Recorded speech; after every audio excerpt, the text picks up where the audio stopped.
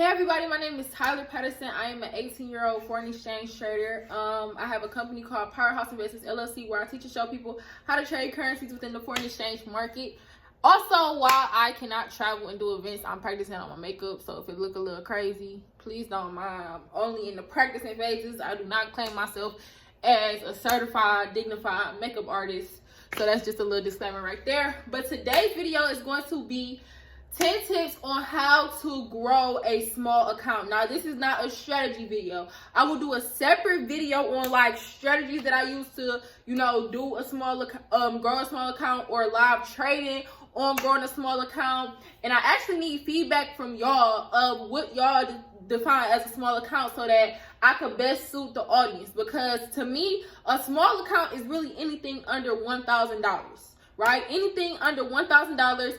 Trading in the foreign exchange market is considered a small account. Now, granted, on a 500, on a 600, on a 300, you can make, some pretty decent profits. Maybe on a 500, you making, 150 to 100 a day and things like that. But I feel like the most important thing about Forex is growth on account and things like that, and building up your wealth slowly. And a lot of people don't understand that specifically about the foreign exchange market is it's not always about your first day in, you make $500 and you withdraw. It's about maybe taking that $150 account and growing it until $1,000, taking out $500, and then redoing the process over with, some money in your pocket, but in a return on your investment, but also a bigger playing field and a bigger starting off field for building your account up. So these are 10 tips.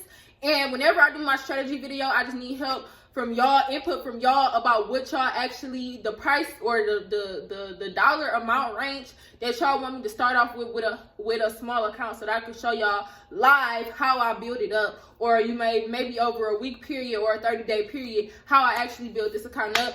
But the first tip is to be patient, right? Like I said, it's all about growth on account. It's not necessarily about winning the lottery. This is not gambling, but trading and gambling have a very fine line depending on the type of trader you are. If you do not be patient with the trade that you're getting in and do not expect to hit it big, it's all about being consistent and things like that, and we're going to get into that. So number 2 is do not over leverage. Do not over leverage. You will see a lot of people say, I flipped a $100 account into $1,000, $2,000, $3,000. Even though one of my live trading videos, y'all seen me over leveraging, and I'm going to stop promoting it. I'm going to stop posting stuff like that. I'm going to stop doing it in general, because over leveraging does not always work. Over leveraging will have you wanting to crawl into a corner and never to be seen for the rest of the day ever again.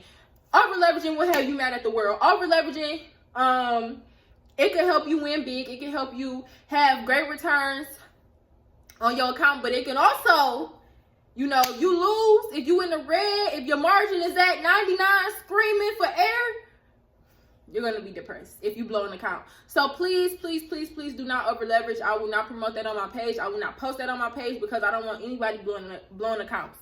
Right? 3, stay consistent. And what I mean by stay consistent is stay consistent with one source of, trading, if that makes sense. So say you are in signal chats, right? Say you in signal chats. So say, you got 3 different signal chats. Stay consistent with one signal chat, because if you losing 9 times out of 10, if you're a new trader, you're not going to know where the losses are actually coming from. You just copying and pasting numbers and putting them into your MetaTrader if you're a new trader. So stay consistent with, if you taking signals and you with the team or whatever, or you taking your own signals, or you using some type of product, stay consistent with one thing so that if you're losing or you're winning, you know why. You know from where. So if I'm using one signal chat and I know that at the end of the week I'm losing, first of all, I have to evaluate myself. Well, did I put my stop loss? Did I put my take profit? Did I over leverage? Did I do this? And if I did not do anything wrong on my end and I'm losing, then you can evaluate the people who you're taking signals from, and you might say, then that's really not for me if I keep on losing. So make sure you stay consistent so that you can point out the source to where, your success or your failures are coming from. Right? Number 4, develop a trading plan. This is so important. I hit up one of my mentees today. Right? He said he made $500 from the signals And then he said he had a bad day. I was like, what's wrong? He was like, I made $500. I was like, did you withdraw? I was so excited. I was like, did you withdraw? Because it's like his first week. He said, no. I said, what happened? He said, I lost it all. I said, how? He said, I wanted more. I started being greedy and I lost it all, right? So in trading, the most important thing is to have discipline, right? You don't need to, the chart's not important. There's plenty of signal charts out there for you to be able to profit. All of that is not important. The most important thing is being disciplined. Develop a trading plan, whether it's a dollar amount, whether it's a pip goal, whatever it is. Develop a trading plan and actually stay consistent. That's the best way to build up a small account. Because once you stop being consistent, once you make your goal and you keep going for the day, or if you don't even have a realistic goal or a percentage increase or anything like that, that's where you lose control. And when you lose control, it's bad, right? So, number 5, check for news. The reason why I said that is because today I got hit with some news and one of my trades hit stop loss, and I really never talk about losses on my page, so I'm gonna talk about that right now. But I had the perfect oil setup. Oil is like my baby, that's my pair, that's what I love. Perfect oil technical analysis setup, right?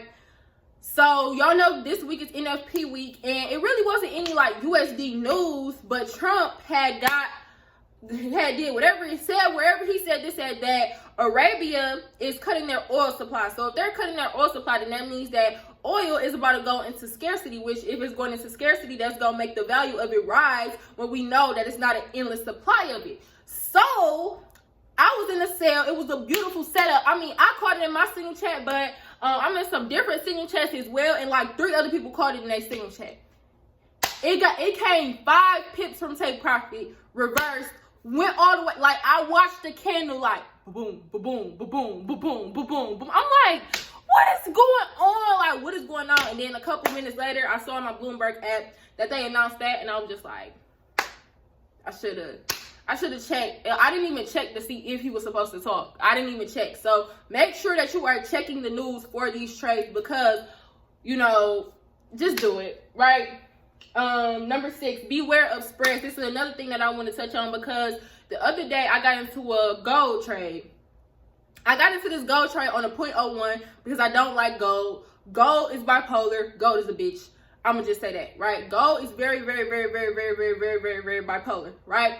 And so I got into the trade, and I got in on a 0.01 because I just wanted to see, like, because I trade oil and I trade JER and I stick to those pairs, and I wanted to dip out and I wanted to trade gold, and I got in on a 0.01 and I automatically started out negative like 35.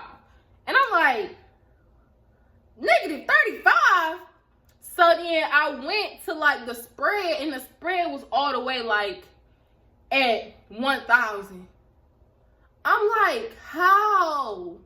Right? So your spread is basically the fee that the broker charges you for getting into a specific currency trade or a specific trade, right? So the spread was already all the way up there. Like, usually the spread on gold is like 10, 15, 20, maybe 30.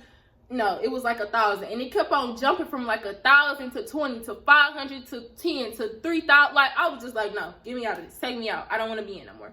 So make sure if you're trying to build a small account, check the spreads, because spreads do matter. I don't really hear a lot of people touching on that. Like, you learn it a little bit in your basics, but especially with the way that the market and the world is going now, you definitely want to make sure that you're checking your spreads, right? Number 7, use a consistent lot size for the week, right? If you use a consistent lot size, if you take more wins than losses, or I just want to say if your pip count is more than, if your growth in pip count is more than your loss of pip count, you will definitely see a profit within the foreign exchange market, right? If your growth of pip count is more than the losses, you're going to take losses. You could take a loss every day, every week. It does not matter. If you use the same consistent lot size all week, and my investment group has never went a week without winning overall, right? Overall. But people take losses because they be like, all right, we winning. I'ma just go ahead. I'ma double dip. I'm gonna over leverage on this one because they won the last 10. So this one gonna be the one where I'm gonna make my $10,000 and I'm gonna quit my job and I'm gonna feed my family and all that. Don't do it. It's not worth it because that's the one trade that you end up losing. Do not do it. Do not double dip. Don't put too much dip on your chip. You ever put too much dip on your chip and it crack? Don't do it. It's not worth it, right? It's not. So just make sure y'all take heed to that warning and keep the same lot size for the whole week. Once you keep the same lot size for the whole week, maybe next week you see your profits, and then you go up a little bit depending on how much your account grew in that week, right? 8, don't overtrade. So this could be 2 examples. Like I told y'all earlier, one of my mentees, he made 500. He was like, yeah, I made 500. I'm gonna make some more, and he lost it all. Once you make your goal for the day, stop. Be disciplined. Stop, right? Or if you go in the opposite direction, you could be losing, right? You could be down, right? And then you like, all right, I'm gonna get another trade. Or, you ever be like, say you in a sale, right? And then you losing. You see it buying. You like, F it. I'm gonna get out the sale. I'm gonna get in the buy. And then you get in the buy. And it start going down. You like, bro, I can't get a break. Don't overtrade. Don't revenge trade. Just take your L, take a break, get some coffee, watch a movie, come back later. It's up in 24 hours. Come back later when you're not mad and emotional, because emotional traders don't make money. Logical traders make money. Emotional traders don't make money. So make sure you do not overtrade, because that's the best way to deplete a small account, right? That's the best way to deplete a small account. Number 9, protect your profits, right?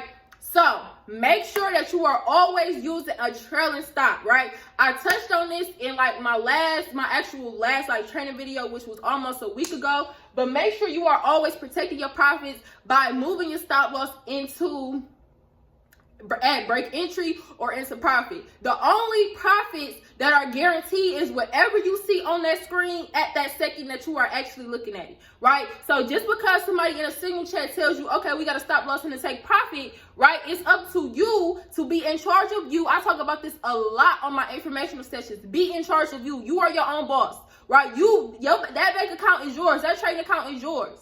Right? So just because they give a TP, that don't mean you don't have to move your stop loss at break entry or at, in profit. That don't mean that, right? Because anything could happen. Some crazy news that was never announced could come out, and that thing could go flying in the opposite direction. You don't know. So protect yourself, protect your account, use stop losses, and I touched on that in my last video, right? And number 10, withdraw, right? That might seem weird, like I'm trying to build it up. Why would I withdraw? So let's just say you got a $100 account, you follow all these directions, you don't over leverage, etc., and at the end of the week, your $100 account is now at $300, right?